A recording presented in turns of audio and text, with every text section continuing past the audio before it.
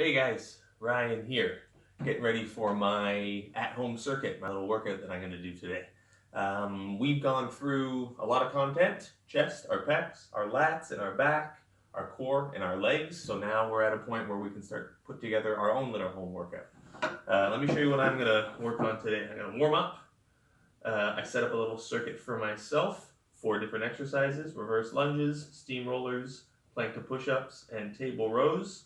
And if you notice how I set it up, there's one exercise focused on each muscle group. You don't want to set up an entire workout of all back, all chest, all abs. I mean, you can if you want, but one of the ideas of circuit training is that you work on one muscle group and provide a little bit of rest, cycle through the rest of your body. I'm going to do 3 sets of this circuit, and at the end I'm going to cool down a little bit.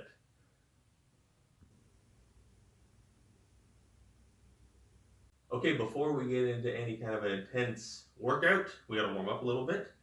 You got to get the blood going when you warm up. Stretching, you can stretch a little bit when you warm up. Not so important. It might help a little bit for injury prevention, but in terms of performance, stretching is not going to help you that much prior to.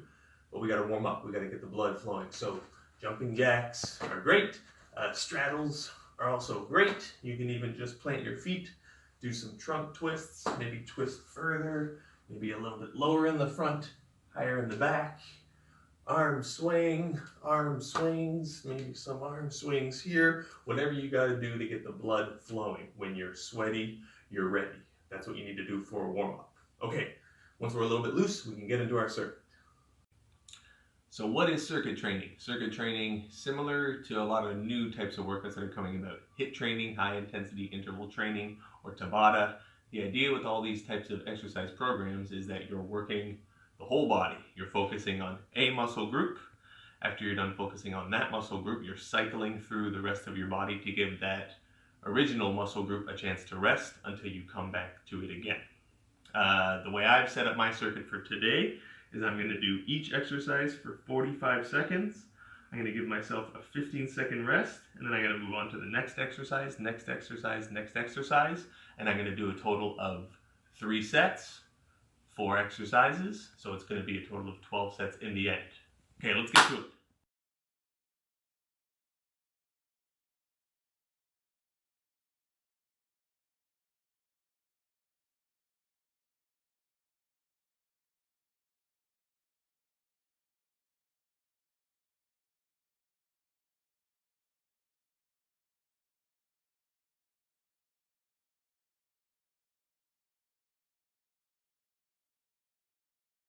Okay, that was one quick circuit. You should probably do 3 or 4 15-second rest in between each movement, and at the end of an entire circuit, probably rest a little bit longer, maybe about 30 seconds.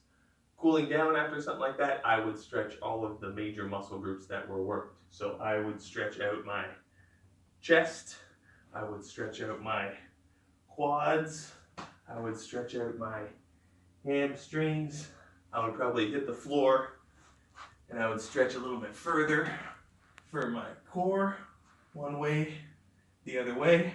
Probably pull that leg up, stretch some of those glute muscles out a little bit, and I would probably spin around and do a little bit of stretching for my abs. That would be my cool down. Okay, I hope you feel confident enough now to build your own at-home workout. Before we finish this segment, I want to end with a couple key points that you got to keep in mind. I showed you a lot of cool stuff that you can kind of incorporate into your own circuits. Don't feel that you need to stick so strictly with what I taught you. What I taught you is all very good stuff and it's all very progressive, but you can introduce any exercises that you know or that you want. Try to always warm up, cool down, try to keep it within 30 to 45 minutes. 45 seconds on, 15 seconds off is a good baseline, but you can also mix it in however you want. You can do it for a number of reps. You can change the amount of sets, 12 sets up to 16 sets. That would be a good idea, just because we're all kind of getting started on something like this. You don't want to go every single day. You want to give a rest day in between, maybe 2, but that has a lot to do with the intensity that you kind of worked at. So now that we've gone through some of this stuff and you're able to kind of set up your own at-home workout, moving forward with this series, we're going to get into a little bit more climbing specific training.